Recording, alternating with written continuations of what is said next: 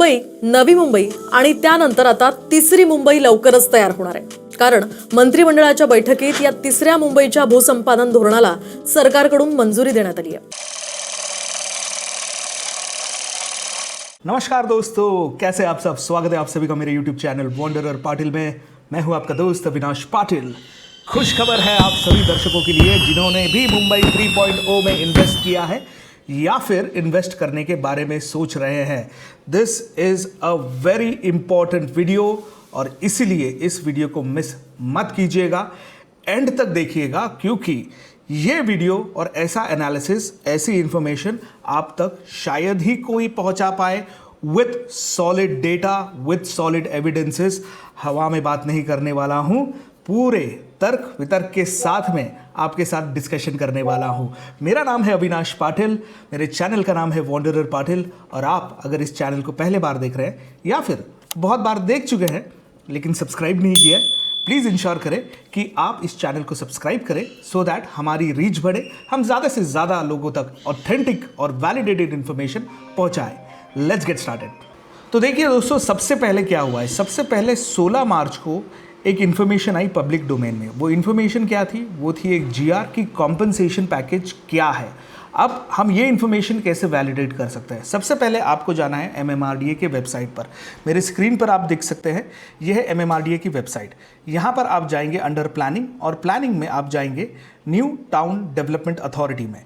यहाँ पर जाने के बाद आपको दो टैब्स दिखेंगे, टैब्स यानी दो लिंक्स दिखेंगे। इसमें जो पहली लिंक है, अगर इस पर आप क्लिक करें तो ये आपको लेकर जाएगा जो राजपत्र है, जो नोटिफिकेशन है कि कौन से 124 विलेजेस यहाँ पर इस स्कीम में आएंगे, और इसके अलावा उसका मैप क्या है, अर्बनाइजेबल जोन 2 क्या है, ये सारी इन्फॉर्मेशन यहाँ पर अवेलेबल है।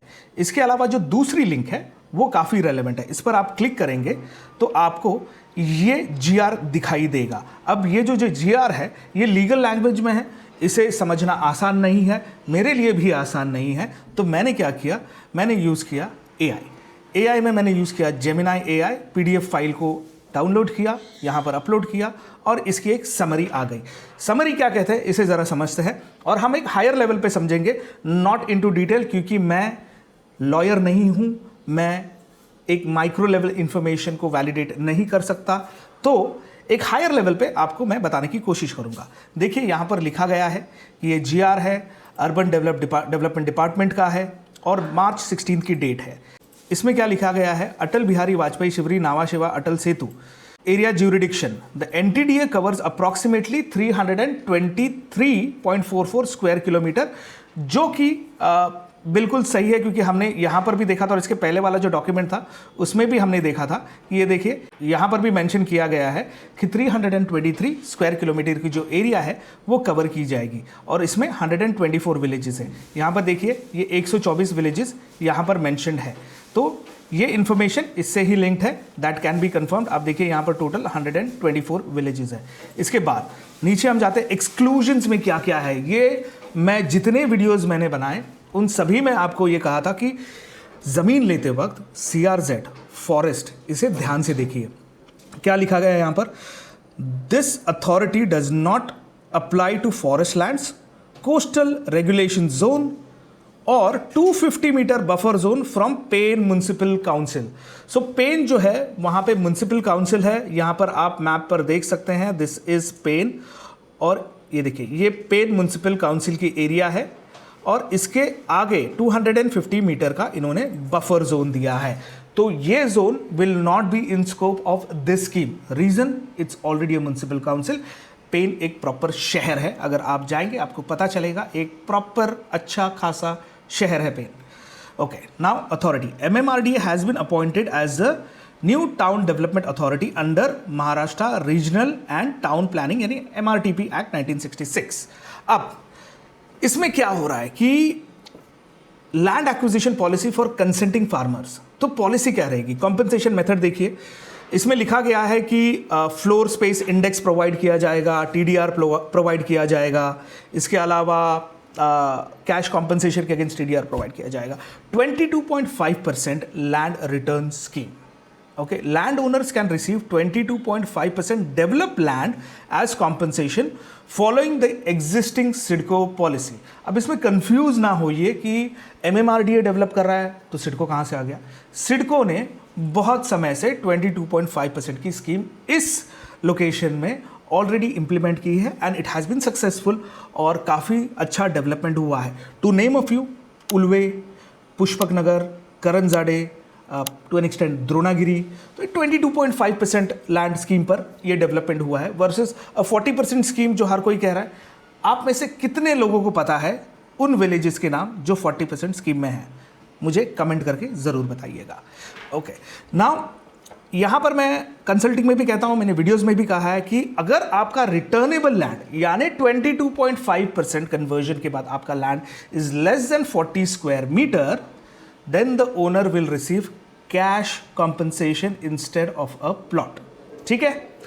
A committee chaired by Secretary Union Urban Housing Development, I think UD का मतलब है Urban Development 1, will handle plot distribution on a pro rata basis in areas with low development potential। यानी कुछ locations होते हैं जहाँ पर लो डेवलपमेंट पोटेंशियल होता है, वहाँ पर हाई डेंसिटी ऑफ ग्रीनरी होती है, तो वहाँ पर फॉर सम और द अदर रीज़न डेवलपमेंट उतना ज़्यादा नहीं होगा, तो उन फार्मर्स को कहाँ पर मूव किया जाएगा या उनके प्लॉट कहाँ पर दिए जाएंगे, that will be decided by the committee.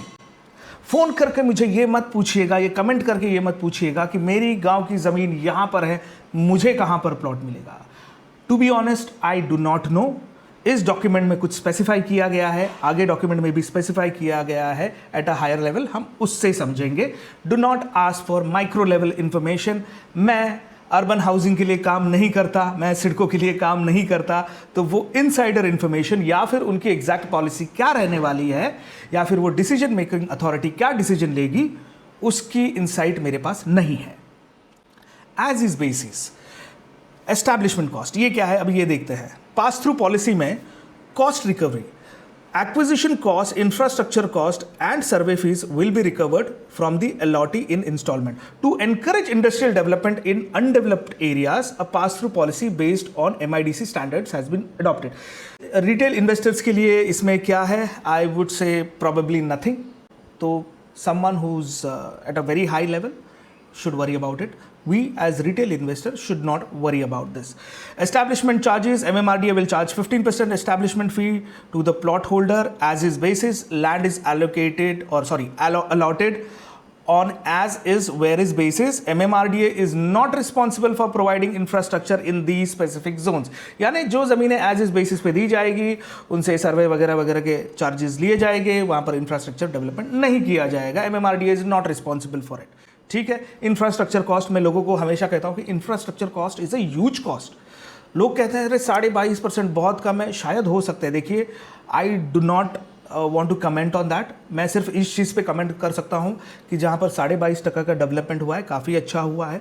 40% का भी अच्छा हुआ है, लेकिन उनकी अगर आप प्राइस टू प्राइस कंपैरिजन करो, there is a huge differential. Development एक अलग स्टेज पे हुआ है एंड लाइक आई सेड 40% वाली जो लोकेशन है, कमेंट करके मुझे ज़रूर बताना, पढ़ने में मुझे अच्छा लगेगा कि लोग एक्टिवली रिसर्च कर रहे हैं। एफडीआई में क्या हो रहा है कि देयर इज़ अ क्राइटेरिया कि कम से कम 100 एकड़ की ज़मीन होनी चाहिए और इन्वेस्टमेंट कम से कम 250 करोड़ का होना चाहिए। Restriction, investor can not sell और ट्रांसफ़र अनडेवलप्ड लैंड। इसका मतलब क्या है? आपने पहले भी कहीं देखा होगा कि प्रोजेक्ट के नाम पर ज़मीनें ली गई, प्रोजेक्ट तो इम्प्लीमेंट नहीं हुआ, लेकिन वो ज़मीनों को एक्वायर करने के बाद जब उसके रेट बढ़े तो वो बेच दी गई। तो to avoid that I think this is being done. Partnership and EI, ये बहुत सारी चीज़ें हैं, but I think we have covered the majority part of it. 22.5 का कॉम्पनसेशन मिलने वाला है और यहाँ पर दिया है कि रेजोल्यूशन जो पास हुआ था वो 10 फरवरी को हुआ था एंड फाइनेंस डिपार्टमेंट के साथ जो रिमार्क्स है उसके बाद ये 13 मार्च को आई थिंक नेक्स्ट स्टेज पर पहुँच गया। So this is about the information the GR की लैंड का कॉम्पनसेशन किस तरीके से मिलने वाला है।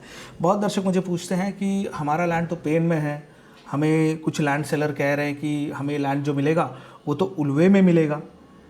Well, the policy doesn't say that, और वो कैसे हम आगे समझते हैं।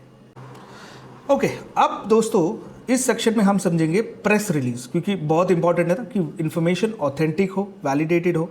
तो अब हम जाते हैं यहाँ पर अंडर प्रेस रिलीज। यहाँ पर देखिए, MMRDA introduces India first participatory land acquisition model for Mumbai 3.0, multiple options offered to land owners, people centric development at the core of new town planning.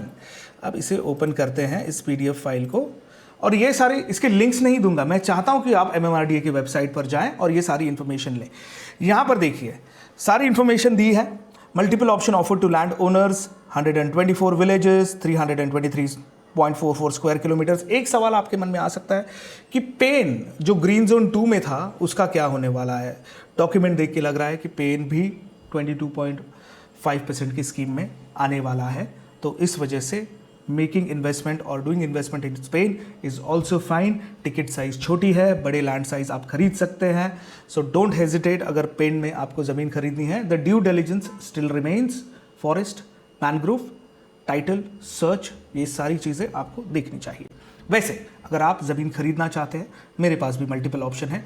Consulting करना चाहते हैं तो वो भी ऑप्शन है। कंसल्टिंग के लिए मैं नंबर दे रहा हूँ, इस नंबर पे आपको कंसल्टिंग के लिए, बुकिंग के लिए कॉल करना है। और अगर आपको ज़मीन खरीदनी है तो उसका नंबर दूसरा है। कृपया करके ज़मीन खरीदने वाले नंबर पे कॉल करके ये ना पूछे कि हमें कहाँ पर ज़मीन खरीदनी चाहिए, क्या खरीदनी चाहिए, क्योंकि वो नंबर डेडिकेटेड है for land buying, and consulting के लिए दूसरा नंबर डेडिकेटेड है। So I hope I have made myself clear my friends. Okay, let's go and understand what's mentioned over here. New model empowering land owners with choice. Choice में आपको flexibility दी गई है, ऐसा ये document कहता है। Mutual consent based acquisition with compensation determined through agreement under blah blah blah, compensation through development rights, FSI TDR with provision and additional incentives wherever applicable. देखिए यहाँ पर मल्टीपल ऑप्शन दिए, compensation in terms of monetary compensation, FSI TDR, land pooling के हिसाब से 22.5%। तो बहुत सारे ऑप्शंस दिए गए। कहाँ पर क्या एप्लीकेबल है ये असेस करना अभी थोड़ा मुश्किल है। हम एक ही थॉट प्रोसेस से चल रहे हैं कि 22.5%। Land owners in Uran and Panvel talukas will be allotted 22.5 of develop land in Uran taluka. यानी इस डॉक्यूमेंट के हिसाब से अगर आपकी ज़मीन उरन तालुका में है, पनवेल में है, नॉट इन पेन, पनवेल और उरन में है, तो आपको जो लैंड एलोकेट होगा वो उरन तालुका में होगा। This is what the document says. अब क्या एग्जैक्टली बगल में होगा, देखिए बेंचमार्क या फिर हिस्टोरिकल डेटा ये कहता है कि जिनकी ज़मीनें वाशी में थी उन्हें वाशी में ही प्लॉट दिए गए, जिनकी ज़मीनें नेरुल में थी उन्हें नेरुल में ही दिए गए। सो हम सिर्फ उसी स्टैंडर्ड को बेंचमार्क कर सकते हैं और ये उससे डिविएट नहीं कर रहा। सो इन ऑल द लाइकलीहुड ऐसा तो नहीं होगा कि 22.5% को एक ही जगह पर कर दें। They will have to scatter it across because town बना रहे हैं। This is what again my logical sense. Land owners in Pen taluka will be allotted 22.5% of develop land in Pen taluka. ये बहुत इंपॉर्टेंट है। अब देखिए यहाँ पर क्या लिखा है, driving Mumbai 3.0 through collective participation. Okay, ये तो चलो सर, ये अच्छी बातें लिखी है। Land owners are encourage to submit their consent through an online process with facility becoming available from 27th of April 2026 along with submission of required document such as Aadhaar card and land record। यानी 27 अप्रैल से ये शुरू हो जाएगा। तो अगर आप ज़मीन लेने के बारे में सोच रहे हैं, you don't have much time, इसी विंडो में आपको जल्द से जल्द ऑब्वियसली डॉक्यूमेंट्स को वैलिडेट करके सारी जांच पड़ताल करने के बाद आपको इन्वेस्टमेंट करना चाहिए अगर आप इन्वेस्टमेंट के बारे में सोच रहे हैं। Shift from acquisition to partnership, और ये मैं बहुत सारे अपने कंसल्टिंग में लोगों को कह रहा हूँ कि भूमिपुत्रों को, महाराष्ट्र गवर्नमेंट की ये पॉलिसी मुझे बहुत अच्छी लगती है कि आपको कैश देकर उस ज़मीन से खदेड़ते नहीं हैं, आपको वहाँ पर ज़मीन के अगेंस्ट ज़मीन दी जाती है। इमेजिन कीजिए अगर पैसे लिए होते लोगों ने जिन्होंने शायद इतने पैसे पहले नहीं दिखे थे, ख़त्म हो जाते और फिर उनकी आगे पीढ़ी क्या करती। लेकिन क्योंकि वो पार्टिसिपेंट है of this development, they have much more than what they had in terms of monetary. मैं ज़मीन का रिप्लेसमेंट या खेती का रिप्लेसमेंट, उससे एक अलग इमोशनल अटैचमेंट है, मैं उसके बारे में नहीं कह रहा, but at least from financial aspect Okay, this initiative marks a paradigm shift in urban development in India, where landowners are not passive stakeholders but active participants in nation building. By combining policy innovation, transparency, and citizen trust, MMRDA is setting a new benchmark in how large-scale infrastructure-led urbanization can be achieved with people for people. And that is why मैं लोगों को कहता हूँ, हमेशा emphasise करता हूँ कि ये जो स्कीम है ना, ये बहुत बढ़िया स्कीम है, बिकॉज जैसे जैसे ये लैंड, ये अर्बनाइजेशन जोन, ये टाउन प्रोग्रेस करेगा, because you hold equity of this piece, of this land, of this city that will eventually become a big city, you will always be at advantage. ये मत सोचिए, छोटा खेल मत सोचिए कि ज़मीन ली, एनए हो गई, बेच कर निकल गए. होल्ड करके रखिए, आपकी एक इक्विटी रहेगी इस शेयर में. सो दैट इज़ वेरी इंपॉर्टेंट. इसके अलावा क्या है, देखिए मेरे पास कुछ और चीज़ें हैं डिस्कस करने के लिए. जैसे मेरे पास कुछ लैंड पार्सल है, वो भी मैं आपके साथ डिस्कस करना चाहूँगा. So just give me a minute. आगे बढ़ने से पहले और एक इंपॉर्टेंट चीज़ जो मैं भूल गया था, तो वीडियो में ये डालना बहुत ज़रूरी है. नॉन कंसेंटिंग ओनर्स, यानी वो ओनर जो कंसेंट नहीं दे रहे, for those who do not consent, land will be acquired via compulsory acquisition through district collector's office under the 2013 act. यानी जो ओनर अपनी ज़मीन नहीं देना चाहते हैं, बहुत प्यार से उन्होंने लिखा है कि it will be compulsory. So that is something that you need to be aware of. बहुत दर्शक मुझे ये सवाल भी पूछते हैं कि अगर हमें अपनी ज़मीन नहीं देनी है तो भाई ये ऑप्शन आपके पास नहीं रहने वाला है. अब हम डिस्कस करते हैं कि हमारे पास लैंड के क्या क्या ऑप्शंस हैं. तो हमारे पास मल्टीपल ऑप्शंस है. देखिए मेरे पास कुछ ज़मीनें हैं जिसकी इन्फॉर्मेशन आपको मैं दे दूंगा. एक काचरपाड़ा करके एक एरिया है जो खोपटा टाउनशिप, मैप में मैं आपको दिखा दूंगा, खोपटा टाउनशिप के या खोपटा के बहुत नज़दीक है. वहाँ पर कुछ ज़मीनें हैं. वो 21.6 गुंठे का लैंड पार्सल है और उसकी कॉस्ट है अराउंड 6 लाख रुपीज़ पर गुंठा. यस, 6 लाख रुपया पर गुंठा इसकी कॉस्ट है. प्लस एडिशनल आप पकड़ लीजिए 20-25 हज़ार. Obviously it is negotiable. तो this land parcel is available. तो ये आपको बताना था कि अगर आपको किसी को सिंगल 7/12 चाहिए, 21.6 गुंठा इज़ अवेलेबल. इसके अलावा पाले में है 17.5 गुंठा और ये 4.5 लाख रुपया पर गुंठे में है. These are direct farmer lands that I am talking about. और कुछ इन्वेस्टर के लैंड्स हैं, कुछ मेरे सब्सक्राइबर्स के लैंड है जो इन्वेस्ट कर उन्होंने काफ़ी समय पहले किया था, कुछ ऑफ लेटली किया था. देखिए इन्वेस्टर अलग अलग तरीके के होते हैं. कुछ ट्रेडर होते हैं, यानी पैसा डाल दिया, 10-20% प्रॉफिट दिख रहा है 2-3 महीनों में, they will book it, they will exit it, they will invest somewhere else.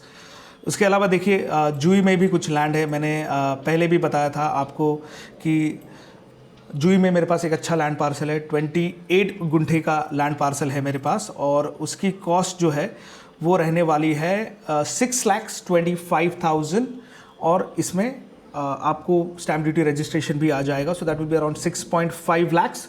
पहले इसकी आस्किंग प्राइस थोड़ी ज़्यादा थी, जो एग्जैक्ट मार्केट रेट पर थी, बट वी सेट 6.5 लाख्स पे वो ज़मीन आपको मिल जाएगी पर गुंठा. और इसका 28 गुंठे का ये लैंड पार्सल है, सिंगल ओनर है. इसके अलावा देखिए पुनाडे में है, तो पुनाडे में जो लैंड पार्सल है वो 26.5 गुंठे का है और इसकी जो फाइनल प्राइस है वो है 5.25 lakhs plus stamp duty and registration, यानी 5.5 लाख आप पकड़ के चलिए. तो ये सारी लैंड पार्सल्स, 4 लैंड पार्सल्स है, बहुत बड़े नहीं हैं. So someone who wants to buy can definitely call me on this number. और ये कंसल्टिंग वाला नंबर नहीं है. अगेन मैं आपको बता रहा हूँ, अगर आप वहाँ पर कंसल्टिंग शुरू कर देंगे, I may not be able to service the entire call because time restrictions है, कैलेंडर मैनेज होते हैं, वीडियोस बनाने होते हैं, एडिटिंग करनी होती है, ट्रैवल करना होता है, क्लाइंट मीटिंग्स होती हैं, बहुत सारी मीटिंग्स होती हैं और हर एक मीटिंग फ्रूटफुल नहीं होती. रियल एस्टेट में I think the success ratio is probably less than 10%. तो मेरा तो यही है कि less than 10%, because eventually it's a huge capital. 3-3, 4-4 महीने कॉन्वर्सेशन चलते हैं, उसके बाद क्लोजर होते हैं. बट नाउ बहुत सारा समय बचा नहीं है. मैंने सारे डॉक्यूमेंट्स आपको, गवर्नमेंट डॉक्यूमेंट्स, गवर्नमेंट बॉडीज़ के डॉक्यूमेंट्स आपको बता दिए हैं. So these are not promissory notes, this is actual on ground reality that is happening. Don't waste your time. जेवढे मराठी दर्शक बघतायत ना, तुम्ही जर इथे इन्व्हेस्ट नाही केला आहे, ही तुमची शेवटची संधी आहे आणि जर तुम्ही नाही इन्व्हेस्ट केलं तर मग पुढच्या येणाऱ्या काळात तुम्हाला इथे एंट्री करणं थोडं कठीण जाईल, कारण की प्राइसेस वाढतील, किमती वाढतील. आत्ता तुमच्याकडे संधी आहे, संधीचं सोनं करा.